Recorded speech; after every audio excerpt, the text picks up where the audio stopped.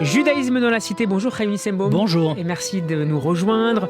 On revient cet après-midi avec vous sur cette annonce de Lufthansa. La compagnie aérienne allemande va finalement indemniser une centaine de juifs orthodoxes qui avaient été empêchés d'embarquer en mai dernier dans l'un de ses avions à Francfort. Lufthansa versera donc précisément à chaque passager 19 000 euros, plus près de 1 000 euros supplémentaires pour rembourser les dépenses engagées à la suite de cet incident. Pour rappel, certains des passagers de ce vol ne portaient pas de masque, mais d'autres passagers également orthodoxes qui le portaient bien ont également été empêchés d'embarquer. Des remarques antisémites ont également été proférées par un des superviseurs de la compagnie. Qu'est-ce que vous inspire cette affaire et ce type d'affaires de manière générale autour des avions et des passagers orthodoxes qui parfois font l'objet de remarques ou plus? D'abord, ça montre quelque chose de très intéressant. Un avion, c'est un condensé de société en réalité.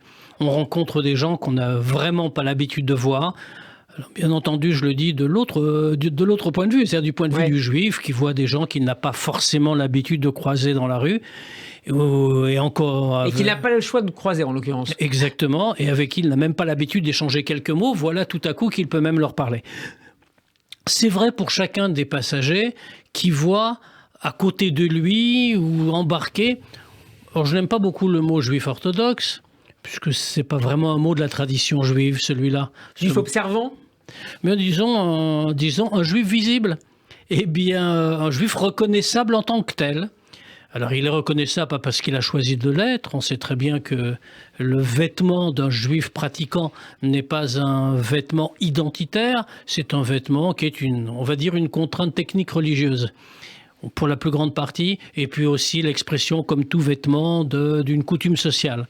Donc, ces juifs religieux, ces juifs pratiquants montent dans un avion et sont reconnus comme tels. Et tout à coup, voilà que ressurgit quelque chose qu'on croyait en voie de disparition, et on se rend compte avec ces incidents qui ne sont pas nouveaux en réalité, on voit que c'était une illusion. Le rejet de l'altérité. On ne comprend pas l'autre et on le soupçonne. Alors cet autre-là peut être n'importe qui. En l'occurrence, il est un juif et c'est une circonstance aggravante. On a retenu les propos prononcés effectivement par l'un des superviseurs qui dit oui, les juifs, c'est eux qui font toujours les problèmes. Autrement dit, il y a un problème objectif. Il y a des gens qui ne portaient pas le masque. C'était une obligation à l'époque de l'affaire. Donc, mais ils ne sont pas pris en tant qu'individus, mais comme le membre d'une collectivité qui pose problème selon le superviseur. Absolument. Or, on peut d'abord en tirer fierté.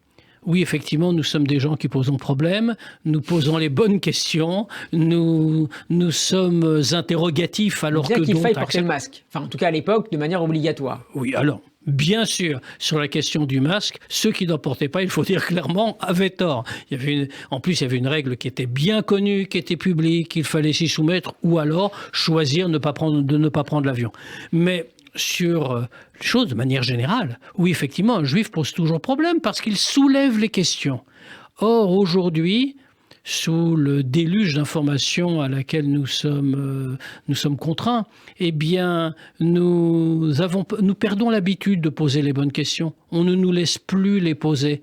On nous inonde de faits, et ce qui permet de ne pas laisser réfléchir. Le juif vient et pose des questions. Alors on n'admet pas qu'il pose les questions. Alors pourquoi nous le faisons ?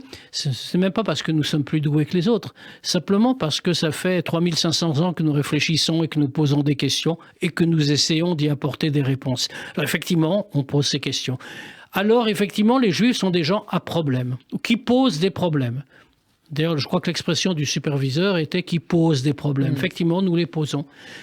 Mais c'est en cela que nous sommes les meilleurs. C'est véritablement notre rôle. La réaction de la compagnie aérienne est très salutaire. Elle doit dire, et ça ne concerne pas que les juifs, elle doit dire haut et fort, et c'est ce qu'elle a fait, que ce genre d'attitude n'a pas sa place, qu'on doit admettre l'autre. Est-ce que vous constatez une forme de stigmatisation sur certaines compagnies aériennes ? Je ne parle pas de celle-là en particulier, mais bien qu'elles soient impliquées là-dedans dans cette affaire du mois de mai. Une forme de stigmatisation sur certaines compagnies aériennes des voyageurs juifs, religieux, observants, pratiquants ? Stigmatisation systématique, je n'irai pas jusque-là. Mais disons qu'on rencontre souvent, sur certaines compagnies, des personnels qui ont une attitude pour le moins désagréable. Il m'est arrivé de voyager sur une compagnie que je ne nommerai pas à l'antenne, mais où un jeune juif a voulu, parce qu'il voulait dire le Kaddish, il a voulu organiser un minyan, une prière collective. C'était interdit pour des raisons de sécurité à cette époque-là. Et je me permettrai, pour poursuivre le débat, alors vous me contredirez peut-être, mais que j'avais lu que le Rav Ovadia Yosef Zichron Tzadik Livracha avait, et je mets des réserves, mais j'ai assez bonne mémoire de cet avis qu'il avait rendu, qu'il était préférable de ne pas organiser ce type d'office, justement pour ne pas gêner le personnel navigant de faire son travail correctement. Alors, qu'on ne doive pas le faire ou qu'on doive le faire, c'est finalement une question secondaire. C'était la réaction du dit personnel qui est intéressante. Effectivement, je crois qu'en l'espèce, il ne fallait pas le faire, c'était une erreur. Mais il y a des manières de le dire. On avait eu la surprise. Qu'est-ce qu'on lui avait dit ? Une des personnes qui était là, un des membres du personnel, s'était mis à hurler. Mais comme s'il avait affaire vraiment à quelqu'un de dangereux, à un fou qui s'était tout à coup levé. Et d'ailleurs, j'en avais même parlé ensuite au commandant de bord qui était passé par là. J'étais un peu surpris. Il m'a dit oui, mais lui aussi, etc. Ce qui est intéressant, c'est que toujours pareil, on regarde le juif pratiquant, celui qui ne se comporte pas tout à fait comme tout le monde, sans essayer de le comprendre. Alors que la compagnie, en l'occurrence Lufthansa, le dise, c'est bien. Maintenant, reste à savoir ce qui se passera ensuite et si tout à coup nous aurons un regard, pas seulement pour les Juifs, mais pour tous ceux qui sont un petit peu différents, un regard plus compréhensif. On suivra ça de près. Merci beaucoup, Chaim Nissenbaum et Shabbat Shalom. Shabbat Shalom.